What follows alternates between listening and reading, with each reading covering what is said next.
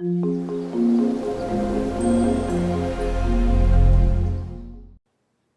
at this point we want to create a game controller object so that it can take care of spawning the projectile that's going to be dropping down from the sky and also respawning based on a certain time period. The various projectiles are going to be dropping from the sky. So what we'll do is we'll click Create Empty and we'll just say this is the game controller. And for the game controller, we're going to generate a script. So we'll go to Add Component. And for the new script, we'll just say Game Controller. And I'll just put the word script here. All right, at this point then we can edit the code. So I can just simply go over here, Edit Script. And that'll take me into MonoDevelop so I can start to enter code here. Okay, the first thing that I want you to do is to simply type what I'm typing here, and actually, now that I think about this, it looks like many of the lines of code that I have from my hat controller are really the same thing. So maybe I could save myself some typing by copying and pasting everything from here from the hat controller. I mean, I obviously have to change some stuff, but go ahead and copy from public camera cam all the way down to and including the entire start function. So let me copy that and go back to your game controller, and we'll select everything and then paste so that we have this. Alright, so I'm looking at my notes back and forth. Okay, so we're definitely going to keep this line of code. I want to add a line of code that says public game object, and we're going to call that ball.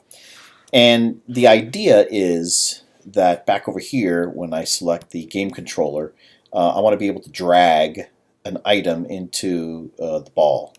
So let me just delete this. I did this earlier here. I want to be able to drag something into here because this is a public item. So we'll leave it like that. And let's see here. I do need maximum width, but let me see. In terms of renderer, I'm not going to, well, first of all, let me get rid of the rigid body. And then instead of hat renderer, I want to say ball renderer.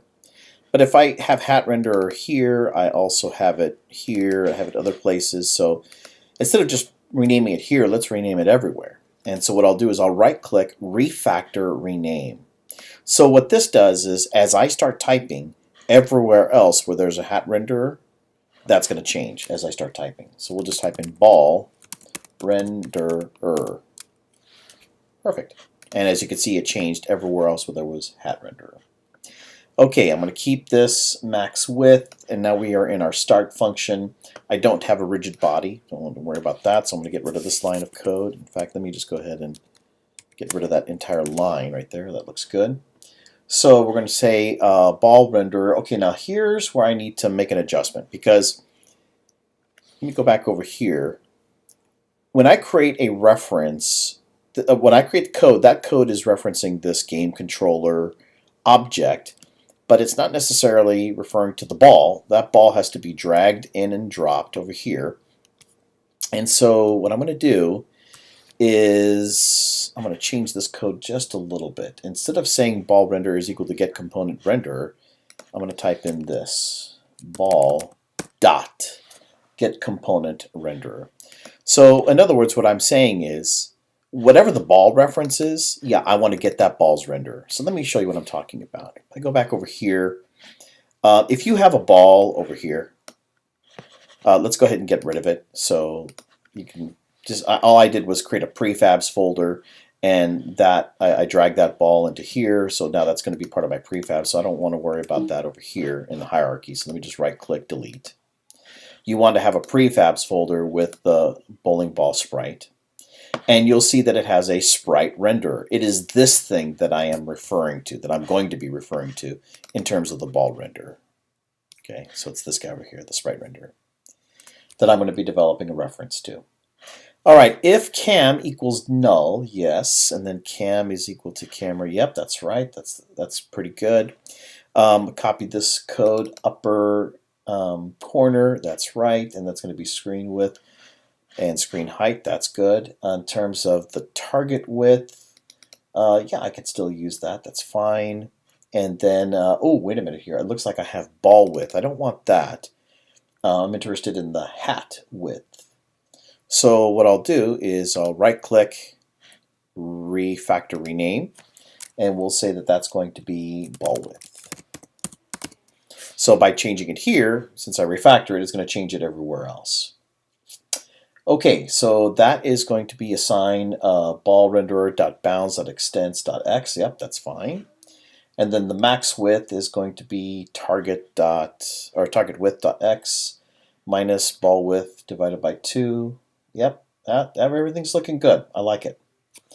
Okay, so now let's go ahead and add another item that I want to talk about called a coroutine. Now, a coroutine, you could think about it as a function that's called at intervals. You know how if we have the update function is constantly called, and then if we have fixed update, that's constantly called every frame. A coroutine is called only as needed, so it's really a more efficient way of doing a particular task at a specific time when needed, as opposed to polling the update function all the time, saying, hey, let's update over and over and over again for however fast that your CPU can call the update function. A coroutine is only called sporadically. So the way that we create a coroutine is as follows. So first of all, we'll say coroutine. And I'm going to start off by typing enumerator, because that's the return type. We're going to call our coroutine spawn. Open and close curly braces. See, the idea is I want these bowling balls to fall from the sky, and I want it to fall. Let me go over here to the actual game output here. I want the ball to fall from here, and then maybe from here, and then to the middle, and then over here, and randomly, right? I want them to fall from all over these various locations from the top of the sky. Okay, so the coroutine that's going to be responsible for that is this guy right here, spawn. I want to spawn these balls falling from the sky randomly from anywhere along the top. All right, so let me go ahead and type in vector 3 upper corner, and we'll say this is equal. Actually, you know what? This is really the same thing as what I've got over here, so I might as well just copy and paste this. And I'm going to change this wording over here. So let's copy and paste these 2 lines of code and put it right here. Now for the upper corner, that's fine. I can leave that as is. Instead of this name, I'm going to change it to cam upper right corner. Because what I'm doing, as I explained already in the hat controller, what I'm doing in essence is I'm trying to determine where the upper corner is in terms of my camera. Okay, so if I go back over here, if I go back over here, do you see that white line right there? That's the camera's perspective. So even though over here in the scene view I can see much more of the world as it exists, right here's the world. If I want to go into 3D, wow, look at that. Right, that's what the world looks like from a 3D perspective. That's what it looks like from a 2D perspective. And notice this white line is really the camera's perspective. So I need to know where this upper line is over here so that I can drop balls from that upper top side of the screen. That's what the whole purpose is of finding out, well, first of all, what is the upper right-hand corner? Because then I know the upper portion, which is what I'm going to be using. Okay, so let me see here. Let's see. So cam screen to world point upper corner. Yep, that's fine. All right, and then what I'm going to do is type in this yield statement. So we'll say yield, and then return new. Wait for, okay, here it is. So it says wait for seconds. Perfect. And then within the parentheses, I'll type in 2.0f. Okay, so what does this do? So we're going to pause the initial part of the game to allow the user to get ready. So in other words, if balls start falling from the sky as soon as I start in play mode, that's not good because I may have to rush over here. So we'll have a 2-second initial pause. Then balls will start falling from the sky. That's what is meant by this wait for 2 seconds. So what this thing does, what a coroutine does, when I type in yield return new wait for seconds, this delay will occur. Now everything else, if I did have an update function, everything else is still running. Everything else is still functioning in the game.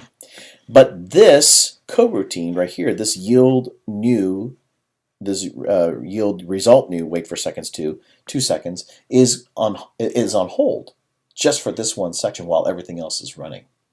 All right, so now that we've waited for 2 seconds so that the user can get ready, let's start dropping balls. So I'm going to change this in a bit, but let's type this infinite loop. While this is true, well, it's always going to be true, so this thing is going to end up running forever. So what do I want to do? I want to drop balls from the top of the screen. So let me create a vector 3, and we'll say spawn position. Obviously, it's going to be along the top of the screen. So we'll say new, and then vector 3. All right, so I have 3 items that I've got to enter. Right? Let me see if I can look at the different flavors here. Will it let me do? It won't let me do that. Okay, let me press enter. So this has to do with the x-axis. Randomly, within the following range, spawn balls anywhere along this x-axis, from the minus width to the maximum width. Comma. Let me go to the next line. So what this is going to do is it's going to say from this minus max width, here is the 0 point, and here is the max width. So anywhere along the top edge, or I shouldn't say top because I really haven't defined that as being top. All I'm saying is in terms of the x-axis. Anywhere from the left-hand side to the right-hand side, I'm going to drop balls from those locations. And so that's what this random range is. Hey, randomly, pick any value from here to here. So you can think of this as a number line with a negative value. Pretend this is the 0 point. Here's the positive value. So over here, this would be the negative value. And then here's the 0 point, and here's the positive value. Anywhere along from the left to the right, I want you to spawn the X position in this location. All right, then I'm going to need to spawn the balls. See that white line right there? Maybe you can't see it on your screen. But there's a white line right here. Or maybe you can't see it on my screen, but on your screen you should be able to see it. I want the balls to spawn from there, anywhere along this top side, which is really over here. That's the top of the camera. Okay, so to do that, what we'll do is we'll say cam, let me see here, where am I on my notes? I'm trying to look at my notes here. Ah, here we go. So cam upper right-hand corner dot the Y location. Oops, sorry, comma. So what this is saying is this right here is the Y location, which is the top part of my screen, and that's what I want. I want the Y-axis location. Now, in terms of the Z-axis, well, this is a two-dimensional game, so we'll just simply say 0.0f. We don't have a third dimension. And then, of course, we'll close this off with a semicolon. So this allows me to drop a ball from anywhere from this left-hand side of the screen to the right-hand side of the screen, specifically from the top of that screen. Now, we also have to deal with the rotation of the ball, and I don't want there to be any rotation. Whenever you are dealing with rotation, because you know whenever you're dealing with a vector 3, you're dealing with a point in space. But what if you're dealing with the rotation of that object? Well, we call that quaternion. So, sorry, quaternion. And I don't want there to be any rotation of the object. So in terms of rotation, we're just simply going to say, I don't want there to be any rotation. And in order for you to say, I don't want there to be any rotation, you just say quaternion identity. Oops, sorry. Let me see what that little thing says. The identity rotation. And the identity rotation means there's no rotation. So we'll just simply do this. Okay, so I've created my spawn position. I've created my spawn rotation. Now, let's go ahead and instantiate a ball anywhere along that top edge. And so the way that I do that, instantiate, we're going to instantiate, what's the object? Oh, it's ball. Right? That's what I brought in over here. That's what I want to bring in. And in terms of its location, well, spawn position. And then in terms of its rotation, spawn rotation. Okay, so now what this is going to do is it's going to spawn a ball anywhere along the top edge of the screen. That's what this line of code does. Now, how often do I want to spawn balls from the top of the screen? Well, that's what this guy is going to do. So we'll say yield, return, new, and then again wait for seconds. Now, in terms of wait for seconds, I want to spawn a ball maybe 1 second, and then 1.5 seconds, and then 2 seconds, and then maybe 1.3. So I want to spawn balls randomly. I don't want to spawn balls at 1 second precisely or at 2 seconds precisely. That's too predictable. We want to give the user, a challenge. So maybe what we'll do is we'll say spawn a ball between every 1 to 2 seconds, somewhere randomly across there. So the way that we'll do that is we'll just simply say random dot range, and you're going to spawn a ball anywhere between 1 to 2 seconds. So we'll say 1F, comma, 2F. Now I know this is hard coding. I could create a constant up here, or I could create a variable up here that just says, maybe initial time, end time. I'm going to on purpose hard code, even though you know that that's a no-no, just so that you understand this concept. So once again, what this is going to do is everything else is running, but this coroutine is going to stop over here, even though everything else is running. All this other code over here, all this code over here, everything else is running. We're going to pause for 2 seconds. And then, as long as this is true, which of course in this case it's always going to be true, we are going to spawn, we're going to create the spawn position and spawn rotation of a ball that we're going to drop, which in essence is from the top of the screen with no rotation, every 1 to 2 seconds, and everything in between. Maybe the random range is 1.5. Maybe next time it's 1. Maybe next time it's 2, and everything else in between. Okay, so let's go ahead and save our work. Now, let's go back over here with the game controller selected. If you don't already have a prefab folder, go ahead and create a prefab folder, which means create folder, and then you're going to name it prefabs. And then you probably already have the bowling ball from over here, because I think that's how I started. You can just simply take that bowling ball, drag it into prefab, so it's over here. And then I'm going to take this guy over here in the hierarchy and get rid of it. I don't need it anymore because it's a prefab. Now, game controller is selected. Notice what I can do. I have to drag in what the ball is. Well, I'm just going to take this guy from the prefabs folder and drag it into here. Okay. Now that it's dragged into here, oh, by the way, maybe I shouldn't have done that so quickly. Hold on for a second here. Let me delete. I want to make sure that it says prefabs here. This isn't reset here. So let me take that prefabs folder, reset that, and then when I select that ball, okay, so here we go. That's fine. And it says 9 here. I'm not sure why it says that here. Oh, maybe I set that up last time, so I could change that to 0. That's fine. Because here in the code, we're going to determine what that y-axis position is supposed to be. Okay, so let me again go to game controller, and then I'll take the ball and drag it over here. In terms of the camera, could I take the main camera and drag it and drop over here? Sure, I could. I'm not going to. It's not necessary, because if that camera value is null, then just select the main camera and assign it to cam. Select the main camera and assign it to cam. So the code's going to do it for me anyway. It's up to you. You could take that main camera and drag it into here. Okay, there's one more thing that I forgot to do in terms of the code, and that is to actually call the coroutine. So over here at the end of start, let's go ahead and place your cursor over here, and we're going to type start coroutine, and we're specifically going to call spawn, open close parentheses, and then don't forget another closing parentheses for this one over here. So what will happen is when the game first starts and the start function starts, we're going to go through all of our initializing code and then finally call the spawn coroutine. This spawn coroutine will be called. We'll establish the upper corner and the cam upper right corner variables, which are basically vector3 items.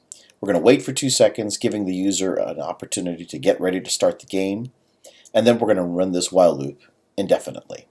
And this while loop is basically just dropping a bunch of bowling balls from the top of the screen. So let's save the code. And let's go back over here and start the game. And let's see what happens. So let me wait. Okay, there's one. Catching that. And what we should notice is that the balls are dropping anywhere between 1 to 2 seconds. Now, there's one thing that I don't like is I'm noticing, and if you'll notice very carefully here, the balls are dropping, or they're being created like halfway above and halfway below the top part of the screen. Can you notice that? Watch the, I think you probably saw it on this one over here. Yeah, I don't like that. Okay, so we need to fix that. But first of all, instead of running maximize on play, let me take this off, run it again so that I could see over here from the, let me see, from the scene view. Yeah, you could see here. In fact, let me see if I can scroll in and bring the top part. There's that white line right there. That's the part of the camera here. I'm going to, right there. Yeah, see clearly the ball is half above and half below where that camera is. I don't like that. So, stop the game. Let's go back over here to the code. That has to do with this value right here in terms of where it's starting. And it is starting on the top. But remember that the top of, we're looking at the center of the ball, basically, in terms of where this is supposed to be. So what I could do is I need to move it a little bit further above. Like if the ball starts right here, it needs to move up just a little bit above. So to do that, we're going to say plus an additional amount above. So we'll say ball renderer dot bounds dot extents. And what does it say here before I continue?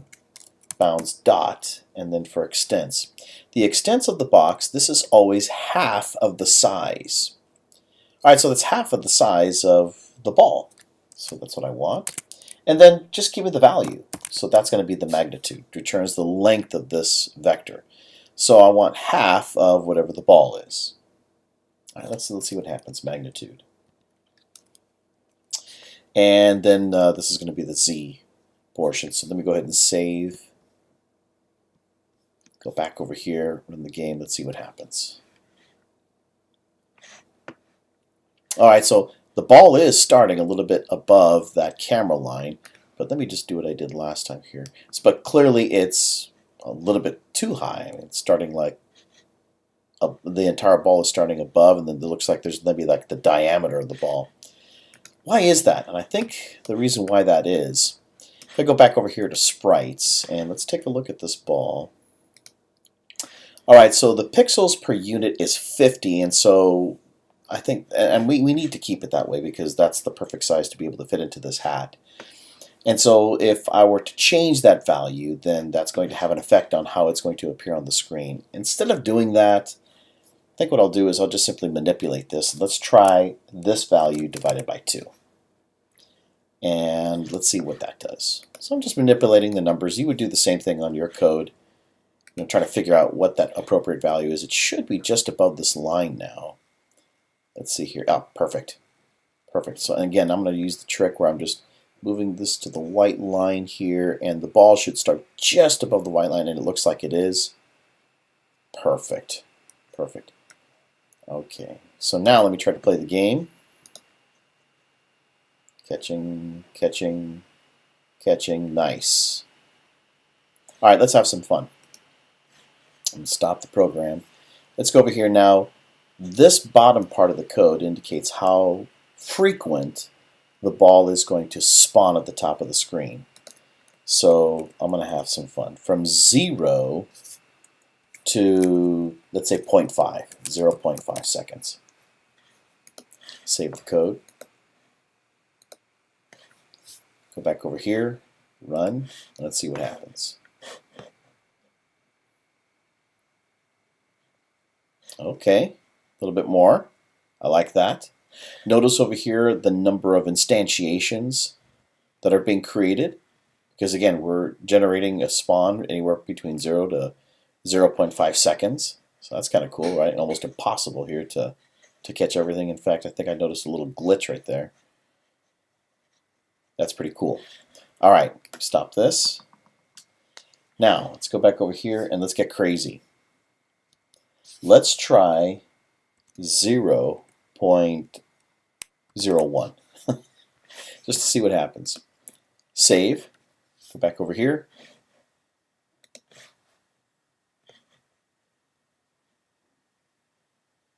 Okay, obviously that's insane, right? In fact, I think if I just kept my hat right here, that's probably the best way to collect.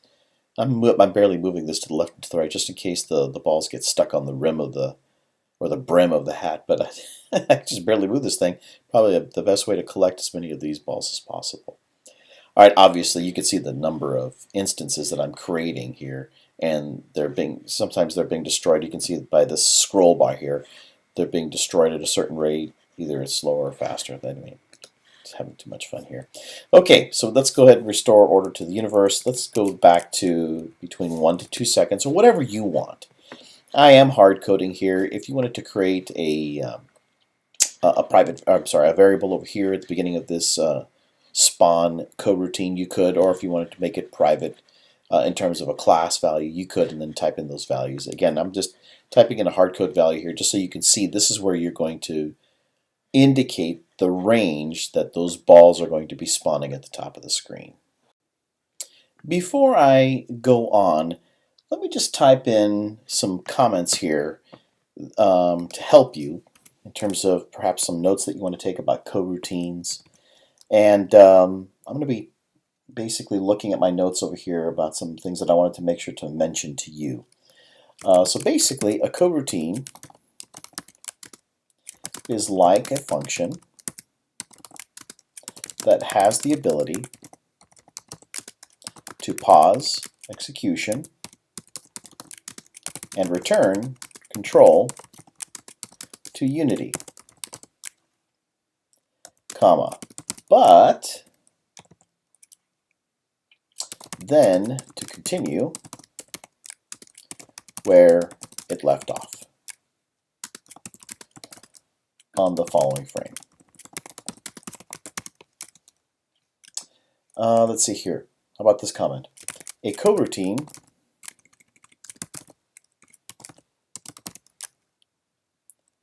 and did I spell that right? Yeah. Can be thought of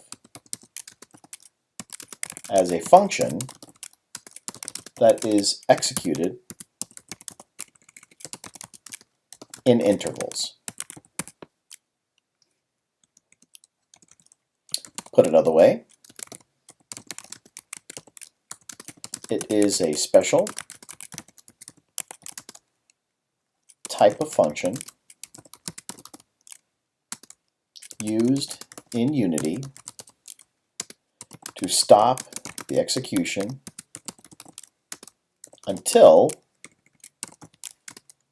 some time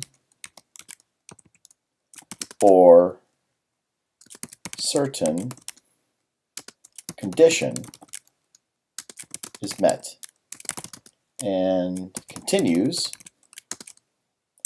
from where it had left off. Let's see here. Here's the final comment that I want to put down here. With coroutines,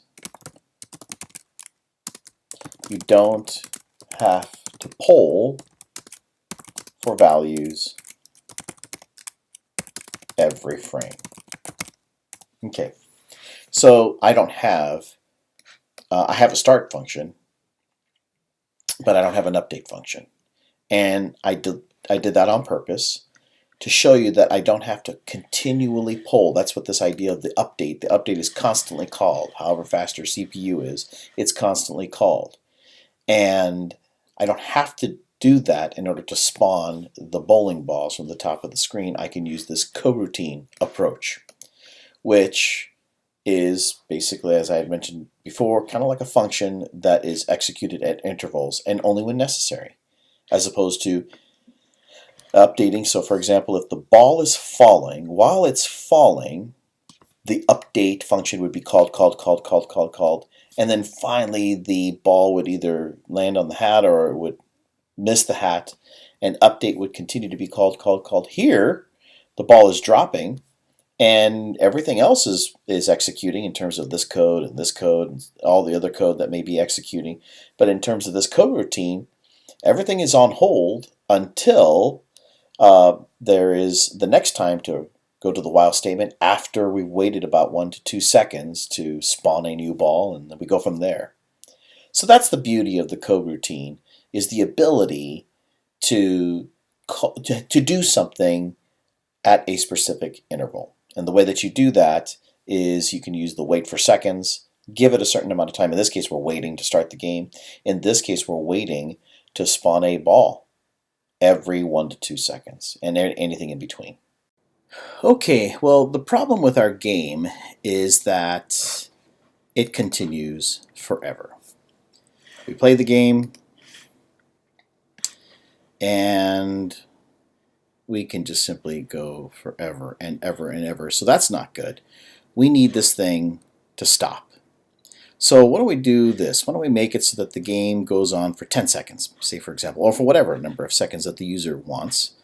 And then we can determine how many balls that we've caught, say for example. So why don't we do this? Let me stop the game. Let's go back over here to the code area. And at the very top, I'm going to create another variable. We'll make this a public variable. It'll be of type float, and we're going to call it time left or time remaining. Time left is fine.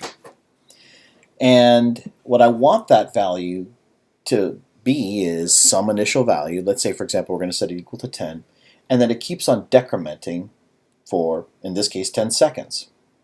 So what I'll do over here is, instead of while true, we'll just simply say while time left is greater than 0. As long as this thing is greater than 0, we're going to keep on performing this while loop, which is basically going to be dropping the bowling balls from the top of the screen. Now, the question then is, what function am I going to use to decrement time? So this may seem kind of strange, but we're going to use void fixed update. I know what you're probably thinking. Wait a minute. Isn't this the function that is used when it comes to physics? Right? It's updated when we want to update something every frame for physics purposes. Well, yes, that's true. But we can also count on this function to be called every frame at a fixed interval. And so what we'll do is we'll say time left, and we'll say minus equals, which is basically decrementing. So type in the word time dot delta time. So in essence, what this is doing is, you know that this function is going to be called at whatever interval, every frame, whatever that happens to be. You're on a fast computer, you're on a slow computer, whatever that is. This time delta time is basically saying, okay, how much time has elapsed from the last time that we called this function frame update? Well, whatever that is, we're going to take that time left and decrement that delta time. So in other words, this gets a fixed reduction every time that function is called. All right, so let's go ahead and save this. And back over here, make sure that you are selecting game controller. And you'll see over here that you have time left. And let's just make it so that we set it to 10 seconds. So I'll type in the number 10. Let's go ahead and run the game and see what happens. So I'm going to be catching the balls that are falling from the sky, as many as I can. And after 10 seconds has elapsed, which, as you can see over here, the time has elapsed, and now we're in negative territory. So now no more bowling balls are falling from the sky, which is exactly what we want. We want something to happen at a given time. And in fact, when I run the game, I'm not going to even play the game. I'm just going to point your attention over here. So we are decrementing. 6, 5, 4, 3, 2, 1. Okay, so it's counting down. 10 seconds. And only for those 10 seconds, the bowling balls are falling. So what we need to do is to give the user some sort of a feedback to indicate how many seconds have elapsed so they know how much more time they have left in the game. Well, the way we're going to handle this is to add text. And let's say that we're going to put something up here on the upper right hand corner, and it'll say time left, say for example. Alright, so first of all, let me go to Create UI Text. And so here it is. It creates this canvas folder, and within that we have the text item. And if I were to scroll out over here in the scene view, you see that boy, look at that. That thing is pretty big. But this is I guess, a separate camera, you want to think about it, that's used specifically for the UI stuff. And so right now you can see where the anchor point is. It's in the center of the screen. And we're going to want that on the upper right hand corner. So with text selected, I guess I can go ahead and change the text to something like time left. And I'll put 00, but of course that's going to change in the code. But I'll just put time left, and just so that I have some sort of a reference. And let's see here. Over here we're with the text selected. And actually, you know what, let's call this timer text. And over here, if I click this, it's going to give me some options in terms of where I want to position this. It says that by holding down Shift, I can set the pivot point. By holding down Alt, I can set the position. So let's see here. On my keyboard, I'm going to hold down Shift, I'm going to hold down Alt, and I'm going to select this guy right here for the upper right-hand corner. And so you can see what that looks like over here. With my mouse pointer over here, I'm going to press F, and let me zoom in a little bit more here. It says time left. I don't like that size, nor do I like the color. So let's go ahead and change that. So the color can be changed over here. And let's just make that white. Okay, so that looks better. Let's see if I can change the size of the font. So it's 14 points. Let's see what 24 looks like. Maybe a little bit too big. Well, maybe not.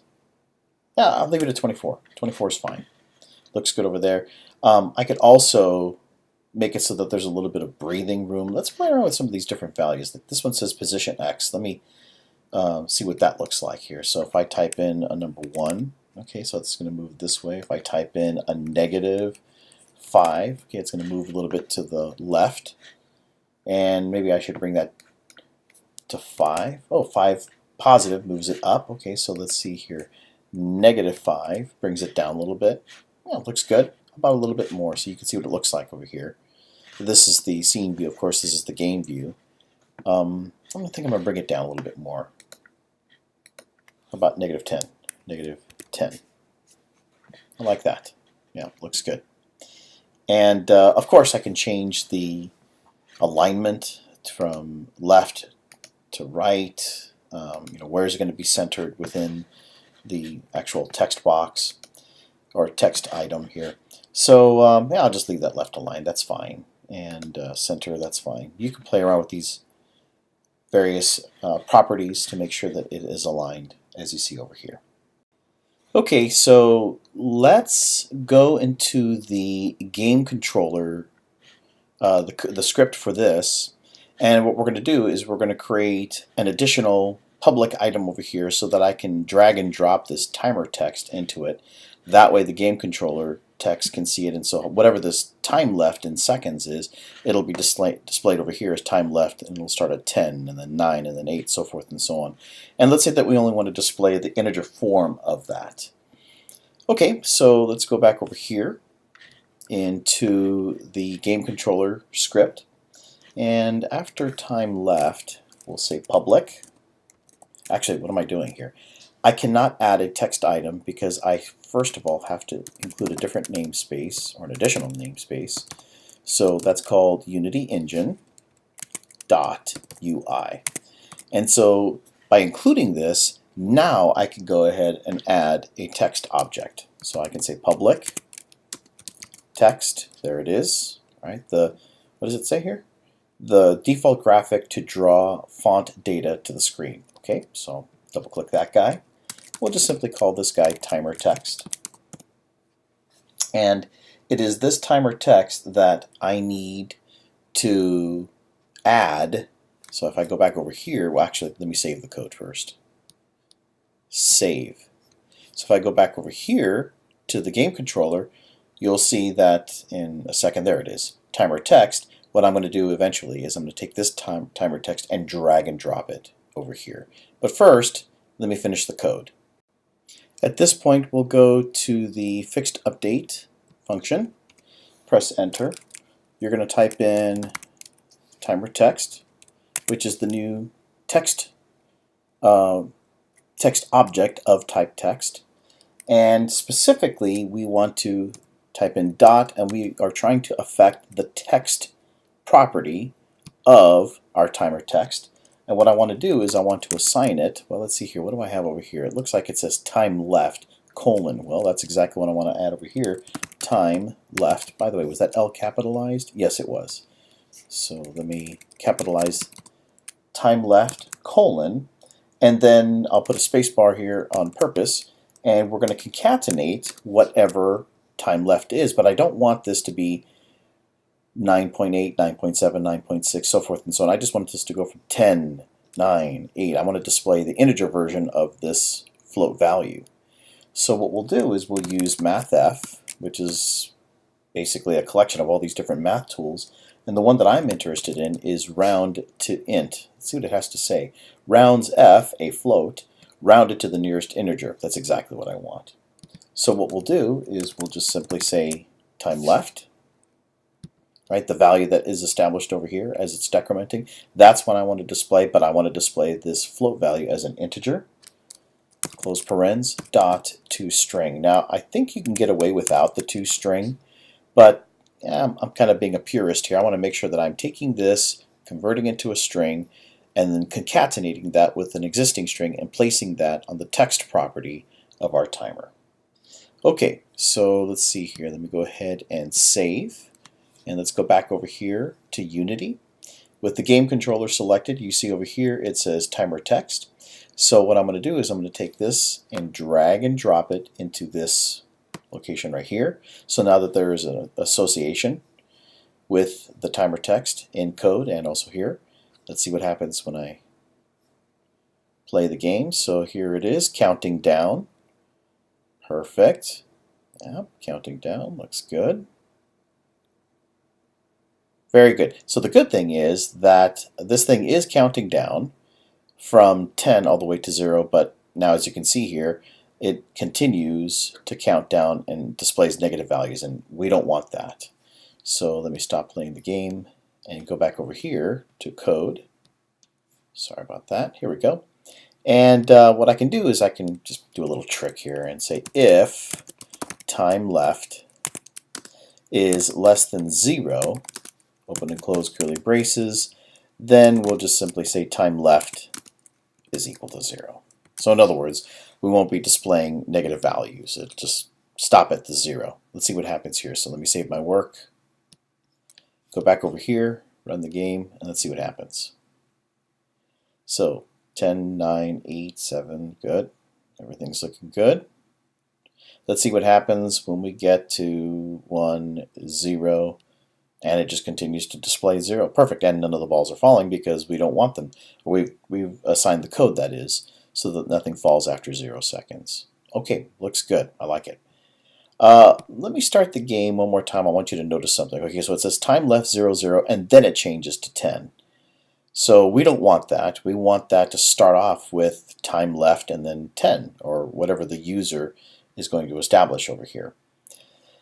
So we need to make that modification in code, and one of the things that we can do is we can just simply just take this guy over here, copy that, and let's put this into the start routine. Here. Right, into the start function, so that before, just as we start the game, let's go ahead and display on the text the value of whatever time left is. So let me save my work, run the program, run the game, and it starts off at 10 and then immediately goes down from there. Now it looks a little bit deceptive here because you see the 0, 0. Let me go to maximum on play and let's see what happens here. Okay, so I don't know if you, okay, I'm going to have my eyes up here. I'm going to stop the game. Keep your eyes up here as I start the game. Okay, so your eyes are over here, and we should see it start at 10. Did you see that? It started at 10 and started counting down. Stop the game. Okay, so that's good, but the only problem is that we have redundant lines of code. We have this and we have this, so maybe we should just make a function so that that function is called every time that I want to update the timer text. So I can just go ahead and create a void function down here. Update timer text, and open and close curly braces, and all it's going to do is just basically execute this code. Copy, paste, and then I can just simply call this function. In fact, I'm going to include the parentheses, copy, and we're going to call that little chunk of code here, and we're also going to call that little chunk of code here, and put a semicolon at the end of that statement. Let's save our work. Go back over here, run, and let's see what happens. Good, started off at 10, and it's counting down. And it should go to 0, and then stop, and stop. Perfect. Let me actually play the game this time. Go back to my mouse here, I was on the trackpad. So let me try to collect as many of these as possible.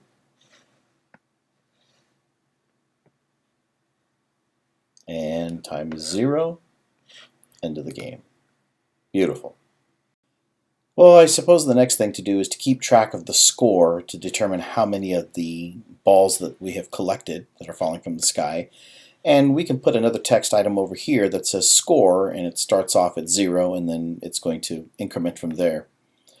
So let's go ahead and go to Create, UI, Text, and this guy over here, I'm going to call that score text.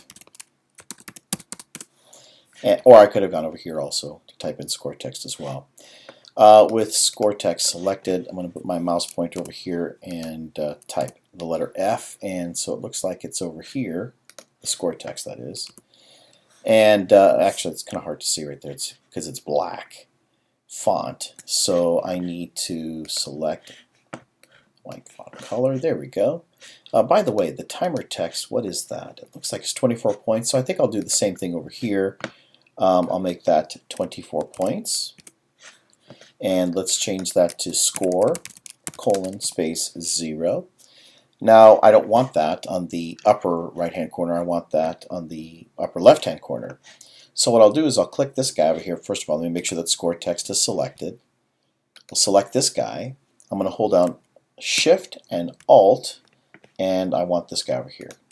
So now you can see it's placed on the upper right or upper left hand corner. Now if I take this item, so first of all let me move this over here so I can see this. If I take this and click and drag it, there's this clipping point right here. Bam, right there. It just kind of sticks right there. It snaps into place. That's because this is snapping along the top edge of this text item over here. So I think I'll just simply snap it over here like this and then move it over so it looks like it's at about 10. Or I could actually go over here and type in the number 10. And then you see that this is -10 because it's snapped with this edge over here, or the top edge of this text item over here. That looks good. I like it. And so now what we're going to need to do is to keep track of all of the balls that we collect, and then we're going to update the score by incrementing that value one by one for every one of the balls that we collect. At this point, I'm going to select our hat object, because it is the hat object that is going to be determining if whether or not a ball has fallen into the hat, and that's what's going to help me to determine what the score is. So I already have one script in terms of destroy on contact. I'm going to create another one.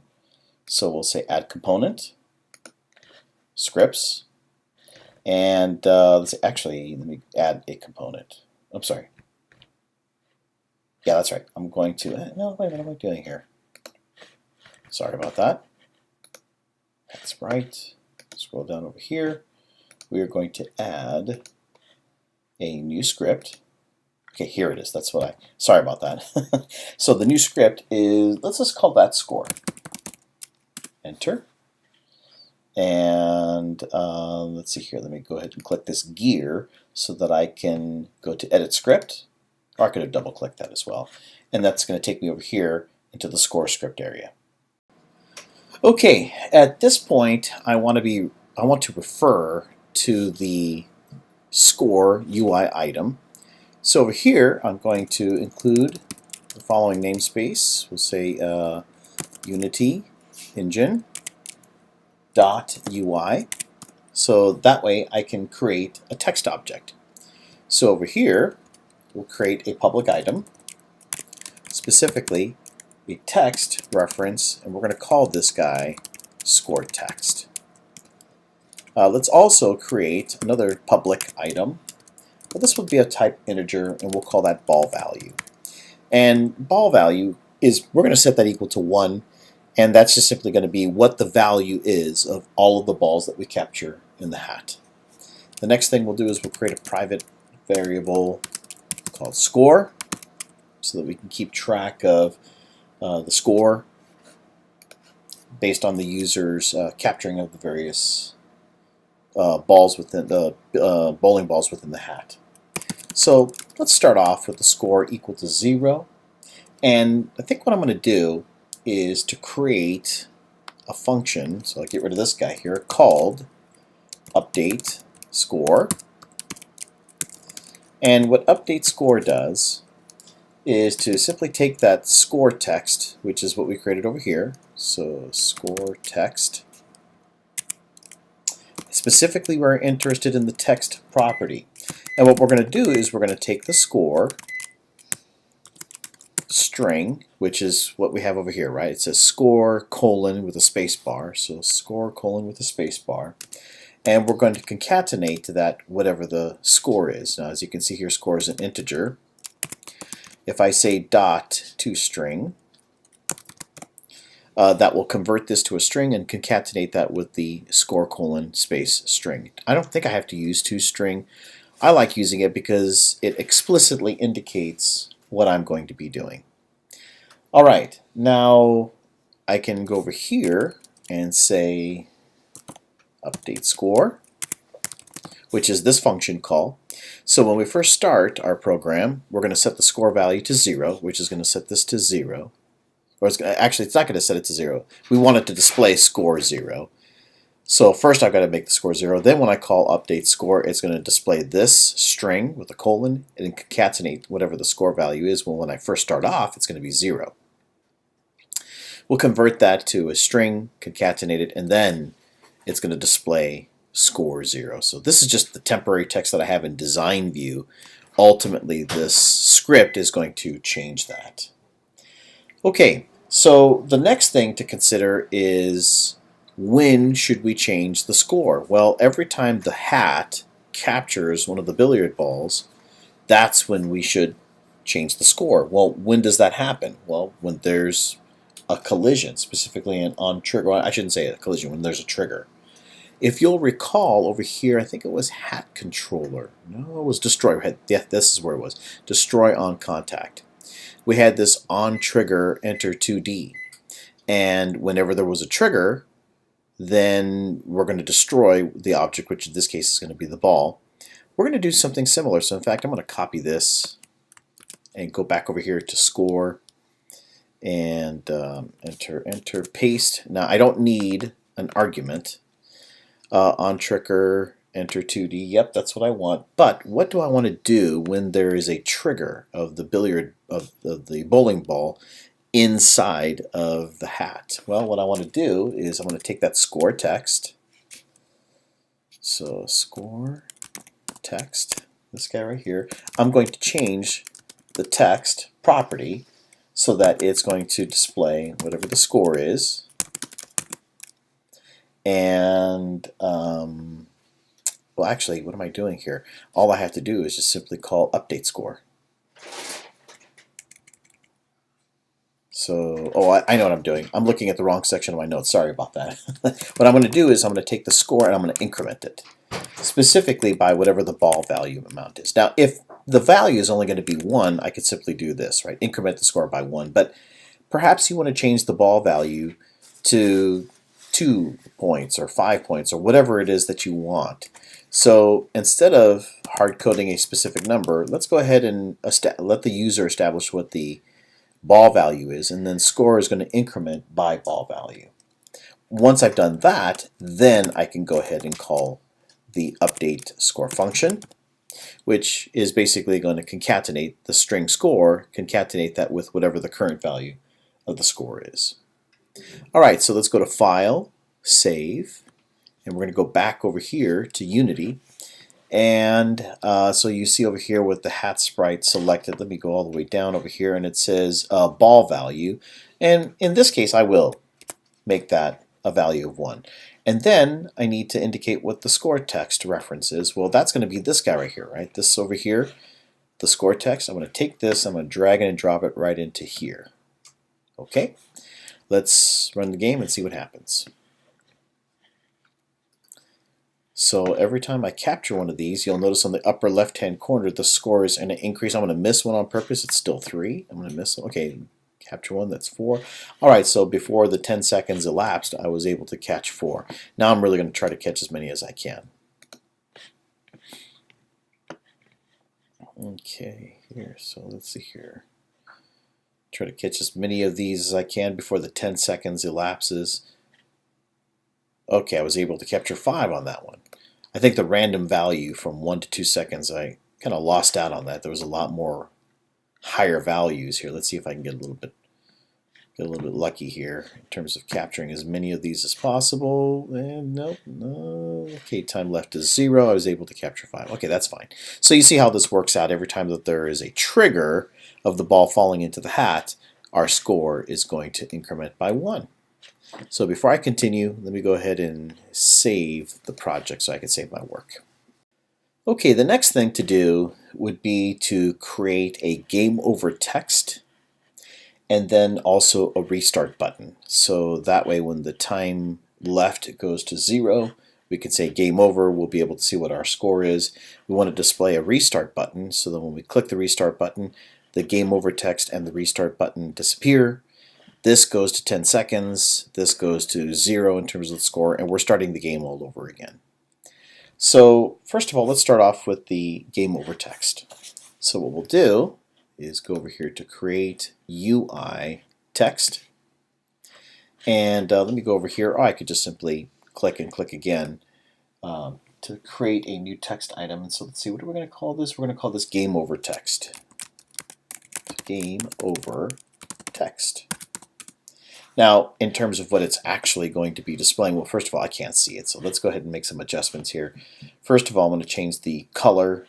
Let's see what a nice red color looks like. That looks pretty good.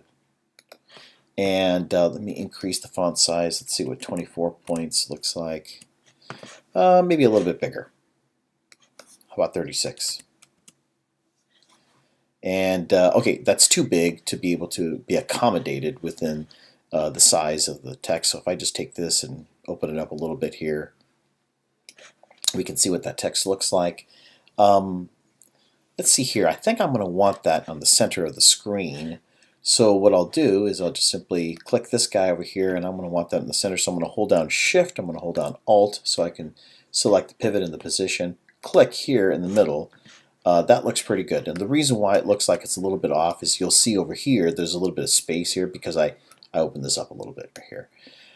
So what I'll do is I'll just simply say that we're going to center that text, and we'll center it within that the confines of that particular text item. So that looks pretty good. I think I'm going to raise it up a little bit because underneath that I want to have a reset button.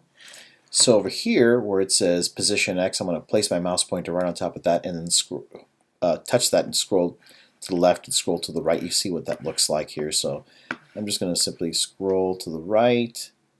That looks good right there. Now instead of do text, let's get rid of that here.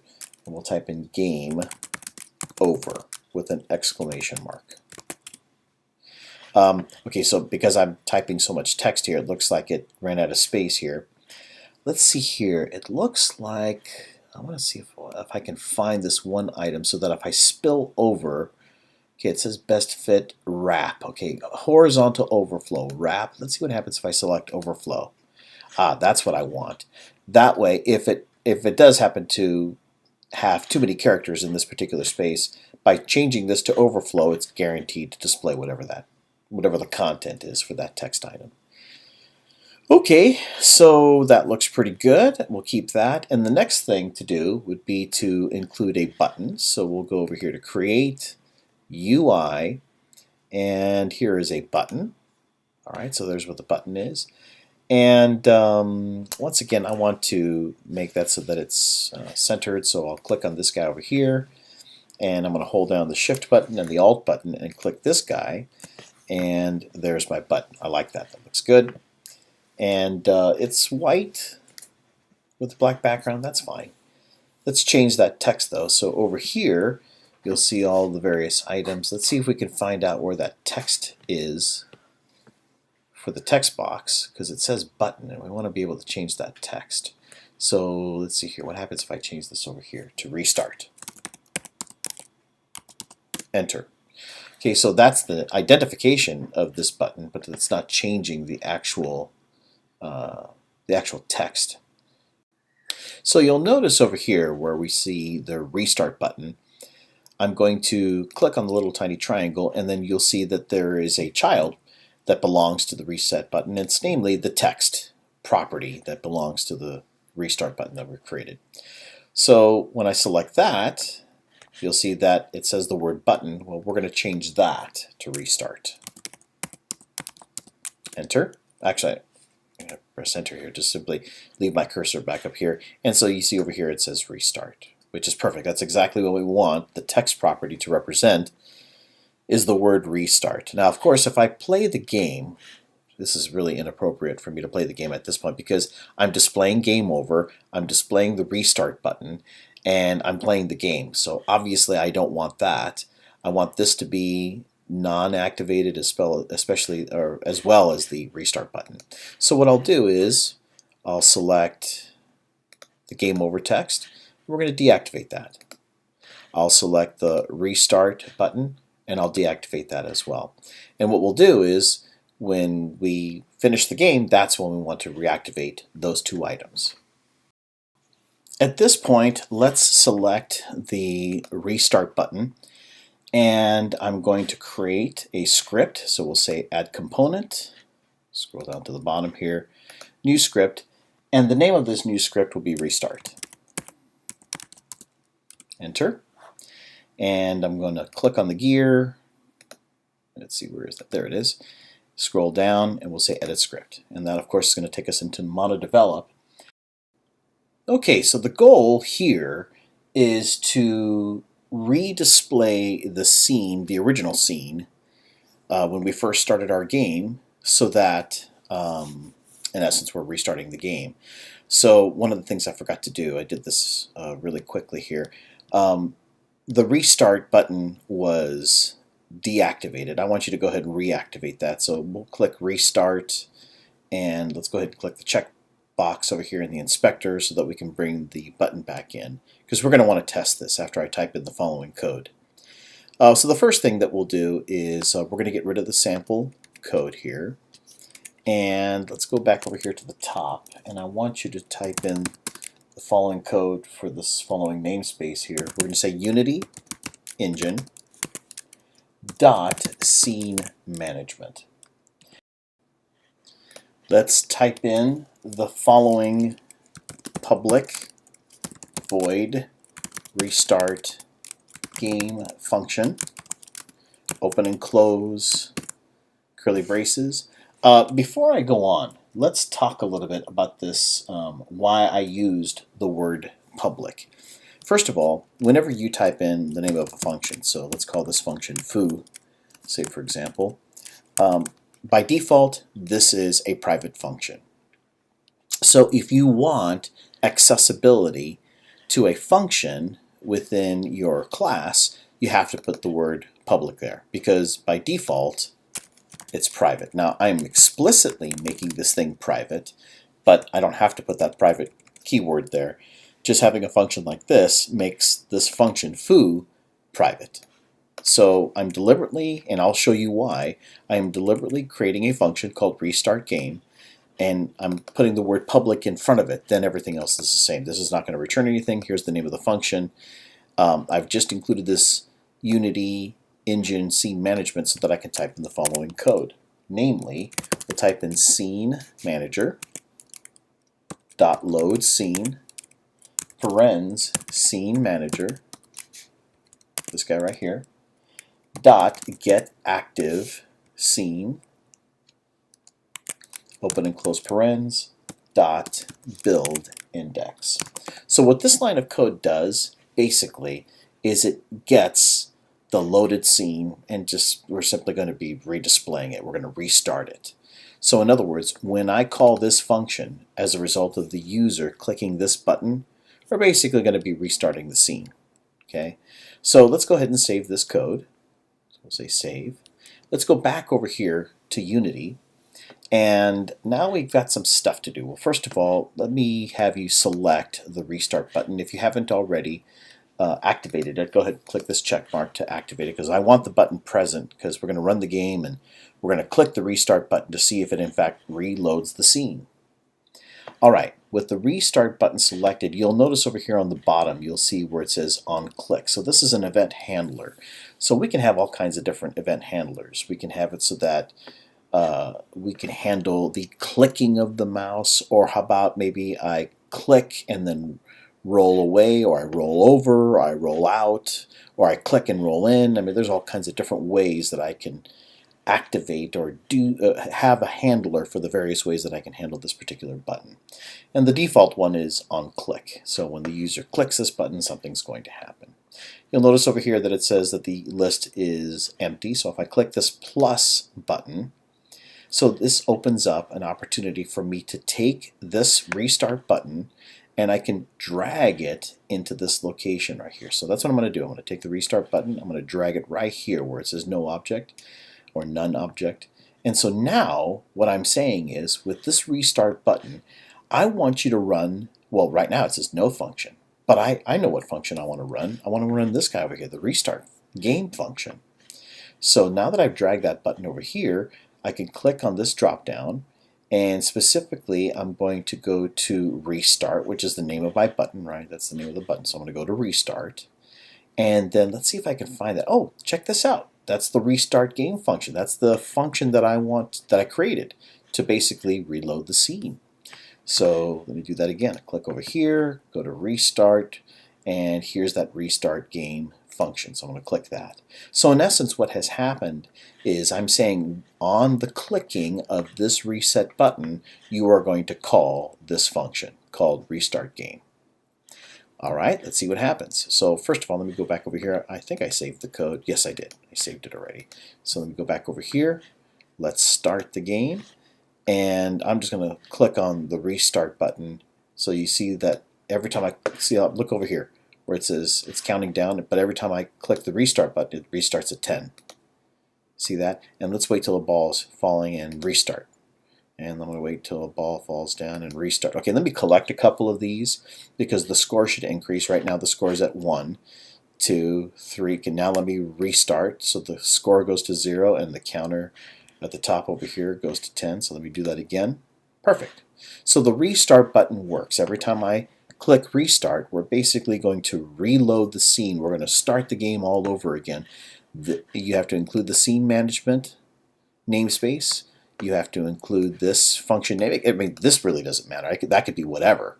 But this is the code that's going to be reloading that initial screen. So in essence, we're starting all over again. Now let's switch back over here to Unity, and I'm going to select the restart button, and I want to deactivate that. So I'm going to click this button because I want the game to start automatically. And then once the time left is 0, then I want to display the restart button and also the game over text. So let's go back over here to our MonoDevelop, and specifically we're going to take a look at the game controller script. And I want to add a couple of public references, namely one to the game over text and also to the restart button. So back over here in the game controller script, we'll type in public game object game over text. Move that out of the way. Public game object restart button. Now let's scroll down to the bottom where our coroutine is located. And what we want to do is after the while loop has finished executing. So in other words, the time left is 0. There's no more time left. So at this point now we're ready to display game over and we're ready to display our button so that we can restart. So what we'll do is we'll say yield